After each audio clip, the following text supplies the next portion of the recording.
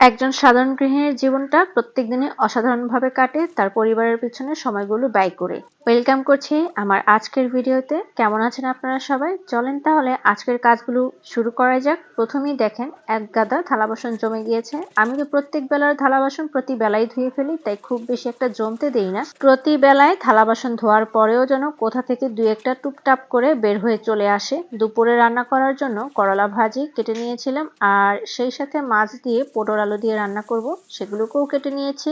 করলাকে আমি সবসময় এভাবে লবণ দিয়ে কচলিয়ে রাখি, তাহলে একটু তিতার ভাবটা একদমই কমে যায়। তিতা ভাব থাকলে খেতে অনেকেই চায় না, কিন্তু আমার কাছে করলা তিতা হলেও অনেক বেশি ভালো লাগে।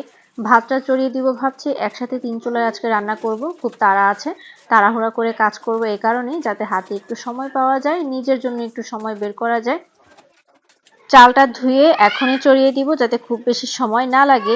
এদিকে আমি হাতে চালটা নিয়েও নিলাম। চলেন কাজগুলোকে উপভোগ করি।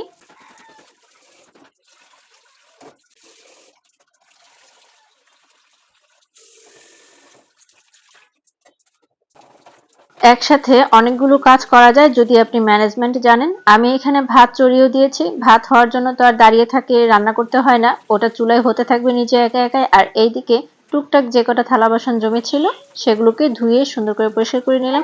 সেই সাথে কিন্তু আমি আমার সিঙ্কটাকেও পরিষ্কার করে নিয়েছি, কারণ ওই যে গৃহিণীদের চোখের শান্তি হচ্ছে তার সবকিছু পরিষ্কার পরিচ্ছন্নতায়।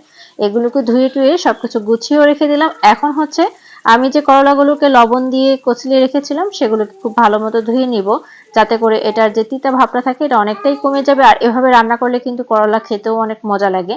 আর আমরা যারা করলা লাভার আছি তারা তো জানি আসলে করলা তিতা হলেও খুব মজা।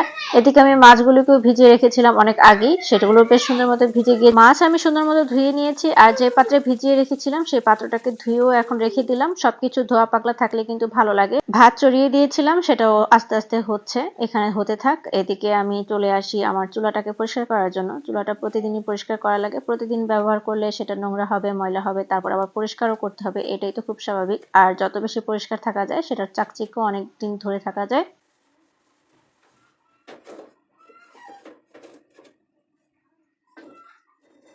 পরিষ্কার শেষ করে চলে এসেছি রান্নার প্রসেসে। প্রথমে আমি করলা ভাজিটাকে বসিয়ে দিব। করলা ভাজি করতে গেলে আমি এভাবেই করি, আগে করলা দিই, তারপরে পেঁয়াজ দিই। পেঁয়াজটা একটু পরিমাণে বেশিই দিব, আর কাঁচামরিচটাও দিয়ে দিব, আর অনবরত নাড়তে থাকবো। করলা ভাজিতে তেলের পরিমাণটাও বেশি লাগে, এটা যতটা ভাজা ভাজা করে নেওয়া যায় ততই ভালো। এটা যেন পোড়া না লেগে যায় সেদিকেও খেয়াল রাখতে হয়, বারবার অনবরত নাড়তে হয়।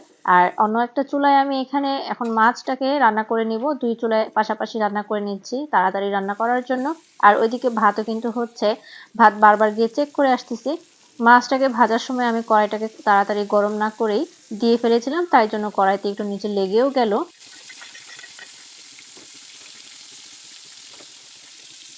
এদিকে আমি মাছ ভাজা হয়ে গিয়েছে, হালকা করে ভেজেই তুলে নিব। আর করলা ভাজিও হয়ে গিয়েছে, নামিয়েও ফেলেছি, আপনারা তো দেখেই ফেললেন। এখন মাছটাকে ওই একই তেলে আমি রান্না করে নিব। ওই যে প্রথমেই কিন্তু আমি বলে নিয়েছি যে আমার সাধারণ জীবনযাপনটাকে আমি অসাধারণভাবে কিভাবে কাটাই, পরিবারের পেছনে সময় দিয়ে কিন্তু কাটাই। আমার পরিবারের মানুষের জন্য আমি যে কাজটা করি সেটাকে আমি অসাধারণ করে করার জন্য চেষ্টা করি, যাতে করে ওই কাজটার মধ্যে আমি আনন্দ খুঁজে পাই, ভালোবাসা খুঁজে পাই। এভাবেই কিন্তু আমি আমার সাধারণ জীবনটাকে অসাধারণ করি। শুধুমাত্র আমার কথা বলছি না, এটা প্রত্যেকটা গৃহিণীদের কথা।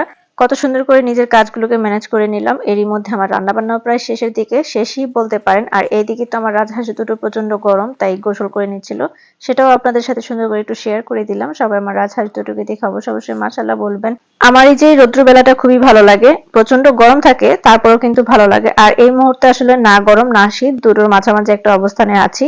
গরম লাগছে না, এটাই অনেক কিছু। তো আজকের ভিডিওটি এখানে শেষ করছি। আল্লাহ হাফেজ।